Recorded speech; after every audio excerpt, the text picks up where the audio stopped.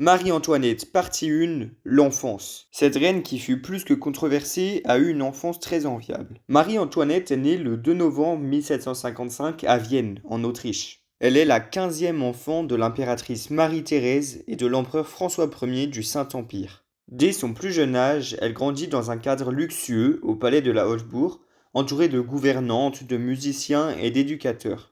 Mais cependant, son éducation est plutôt légère.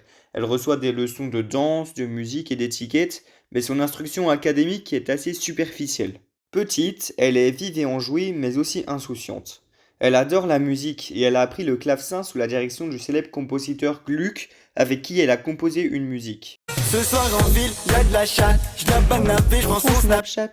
Bref, elle passe également beaucoup de temps à Schönbrunn, le palais d'été de la famille impériale, où elle s'amuse avec ses frères et sœurs dans de magnifiques conditions, dans de magnifiques décors. C'est vraiment les meilleures années de sa vie. Mais son destin bascule en 1768, lorsqu'elle a seulement 12 ans. Elle est promise au dauphin de France, le futur Louis XVI. Dès lors, on commence à la préparer pour son rôle de reine.